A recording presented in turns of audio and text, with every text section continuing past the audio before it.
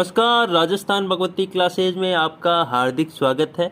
14 मई का जो first shift थी, जो पहली शिफ्ट अभी हुई थी 9 से 11 बजे के मध्य, उससे जो प्रश्न बच्चों की स्मृति में रहे या जो प्रश्न आपके सामने मैं प्रस्तुत कर सकता हूँ वो मेरे द्वारा प्रस्तुत किए जा रहे हैं।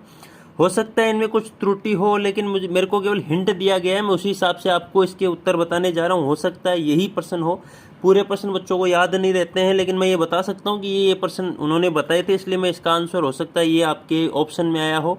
सबसे पहला अगर अपन इसमें प्रश्न लेते हैं, इसमें से जो पेपर आया थे, जो बाकी के दो पेपर हो चुके हैं पहले 13 को, पहली शिफ्ट और दूसरी शिफ्ट, जिसमें दो पेपर हो चुके हैं, उनसे इजी पेपर था, उससे कम हार्ड पेपर था। इसमें लगभग बच्चों ने 120 क्वेश्चन के लगभग जो है अटेंड बच्चों ने किए हैं।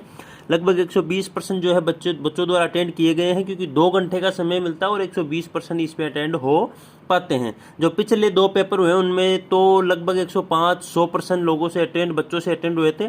इस जो पेपर है इसमें 120 तक बच्चे जो है पहुंचे हैं। इसमें जो प्रश्न पूछे गए उनकी अपन थोड़ी सी देख लेते हैं कि क्या क्या प्रश्न अपने को पूछे गए हैं। जैसा कि बच्चों द्वारा बताया गया या जो उनकी स्मृति में रहा उस हिसाब से उसमें पूछा गया मेवाड़ प्रजामंडल के बारे में एक प्रश्न था। उसमें मैं कोशिश करता हूं बताने की कि हो सकता है ये आंसर हो। तो मेवाड़ प्रजामंडल की जो स्थापना हुई थी 24 अप्रैल 1938 के हुई थी। किनके द्वारा की गई थी? माणिक्य लाल वर्मा द्वारा जो है मेवाड़ प्रजामंडल की स्थापना की गई थी।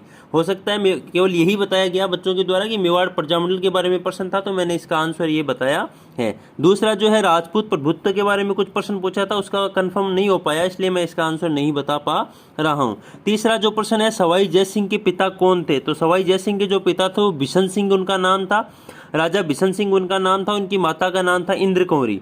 बिशन सिंह जी सवाई जय सिंह जी के पिता थे। बिशन सिंह किनके पिता थे? अपने जय सिंह जी के। 3 नवंबर 1688 को इनका जन्म हुआ था, जो कि बिशन सिंह जी इनके क्या थे? पिता थे। अगला जो है घूमर नृत्य के बारे में प्रश्न पूछा गया था, जिसका कंफर्म नहीं, केवल ये कहा था कि घूमर नृत्य का प्रश्न पूछा था। तो विकास जो है घूमर नृत्य का वो भील जनजाति द्वारा किया गया था। ये नृत्य केवल स्त्रियां करती है, और जो होली, नवरात्रि और गणगौर जो त्योहार होता है इसके अवसर पे जो है घूमर नृत्य अपने किया जाता है। राजस्थान में इसकी सर्वाधिकता पाई जाती है। होली, नवरात्रि और घूंगर में जो गणगौर जो त्योहार होता है उसमें इसका प्रदर्शन किया जाता है। अब अपन बात करते हैं भवाई लोक नृत्य की, कि भवाई नृत्य होता क्या है? तो ये एक चमत्कारी नृत्य होता है, चमत्कारी रूप में इसको किया जाता है, या इसको स्टंट नृत्य भी बोलते हैं।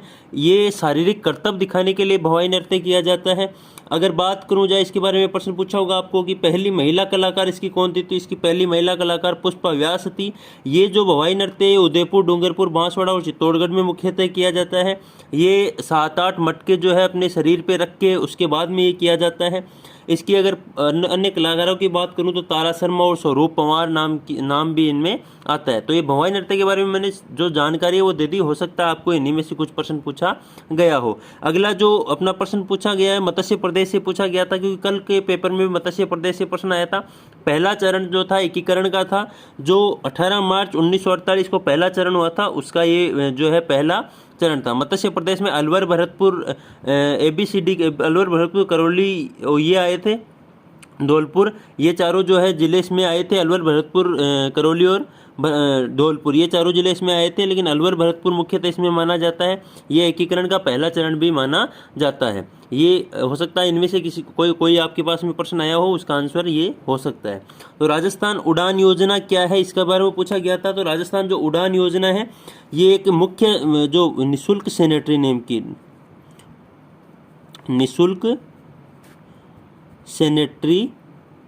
नैपकिन से संबंधित, निःशुल्क सैनिटरी नैपकिन बांटना से संबंधित जो है ये उड़ान योजना थी। इसकी जो शुरुआत हुई थी वो 19 नवंबर को हुई थी। कब से हुई थी?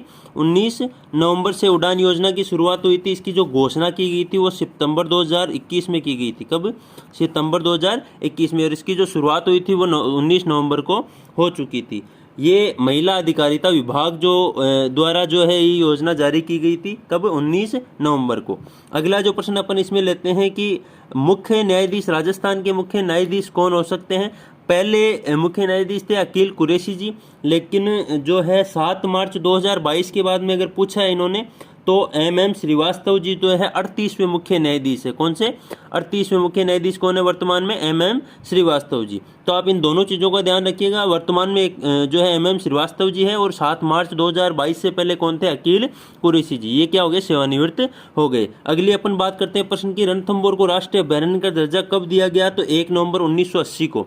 कब दिया गया? 1 नवंबर 1980 को क्या दिया गया? रणथंभौर को राष्ट्रीय उद्यान का दर्जा दिया गया। 44वां और 42वां संविधान संशोधन के बारे में पूछा गया था। तो 44वां जो संविधान संशोधन था वो 1978 को लागू हुआ था, संपत्ति के अधिकार में इसमें संशोधन किया गया था। और 42वां जो संविधान संशोधन था 1976 में लागू हुआ था, समाजवादी, धर्मनिरपेक्ष और अखंडता, इसमें जो है वर्ड एक्स्ट्रा जोड़े गए थे अपनी प्रस्तावना में, समाजवादी, धर्मनिरपेक्ष और अखंडता, इस 3 शब्द एक्स्ट्रा इसमें जोड़े गए थे। तो मेरे हिसाब से ये प्रश्न होगा, इसलिए मैंने इसका आंसर बताया है। मरुस्थल के क्षेत्रफल का पूछा था कि कितना इसका क्षेत्रफल होता है, तो राजस्थान में 60 से 61% इसका क्षेत्रफल होता है। 1,75,000 वर्ग किलोमीटर इसका क्या होता है? क्षेत्रफल होता है। यह प्रश्न आपको पूछा गया था। अब आगे वाला जो प्रश्न पूछा गया था, मेरे हिसाब से बहुत कम लोगों को यह प्रश्न आया होगा। असम की जनसंख्या कितनी है ये पूछा था, तो 3.09 करोड़ क्या है असम की जनसंख्या है। यूपी की जनसंख्या कितनी है ये भी आपको पूछा होगा, तो 20.42 करोड़ जो जनसंख्या वो किसकी है? अपने यूपी जो है भारत का राज्य उसकी है। अगला प्रश्न पूछा था पशुपालन मंत्री, अगर आपको राजस्थान का पूछा है तो लालचंद कटारिया जी का नाम आता है। पशुपालन मंत्री कौन है? लालचंद कटारिया जी। अगर भारत में पूछा है तो गिरिराज सिंह जी। लालचंद कटारिया जी कहाँ के हैं? अपने राजस्थान के। और गिरिराज सिंह जी कहाँ है? के अपने भारत के। मानवाधिकार आयोग बहुत बड़ा है। मानवाधिकार आयोग से आपको प्रश्न 14 तारीख के पहले पेपर में पूछा गया है। राजस्थान लोक सेवा आयोग के बारे में पूछा गया है। सूचना आयोग के बारे में आपको प्रश्न पूछा गया है। आपको एक प्रश्न पूछा है नमक कानून के समय जो वायसराय कौन थे? तो लॉर्ड इरविन जो थे नमक कानून के समय क्या थे? अपने वायसराय थे। एक आपको प्रश्न पूछा गया चिप्स के पैकेट में गैस कौन सी भरी जाती है? तो नाइट्रोजन जो गैस है वो चिप्स के पैकेट में आपकी भरी जाती है। एक प्रश्न आपको पूछा गया था तेजाजी मंदिर कहाँ है? तो खरनाल जो नागौर है वहाँ पे तेजाजी का मंदिर स्थित, मुख्य जो मंदिर है वो खरनाल नागौर में स्थित है। अगला आपको प्रश्न पूछा गया हुमायूं शासक कब बना? तो हुमायूं जो है 29 दिसंबर 1530 को क्या बने थे? सर्वप्रथम शासक बने थे।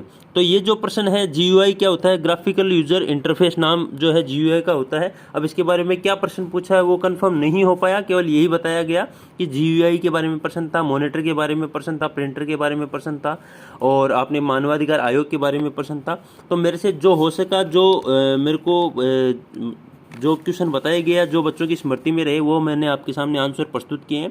तो आप मेरे को, अगर आपको क्वेश्चन याद है तो कमेंट में ज़रूर मेरे को क्वेश्चन बताएं, ताकि मैं उसका आंसर आपके सामने प्रस्तुत कर सकूं। अगर आपको ये जो वीडियो मैंने बनाया है, ये जो मेरे प्रश्न आपके सामने प्रस्तुत किए हैं 14 तारीख की पहली शिफ्ट के, तो आपको पसंद आता है तो इसको लाइक, शेयर और चैनल को सब्सक्राइब जरूर करें।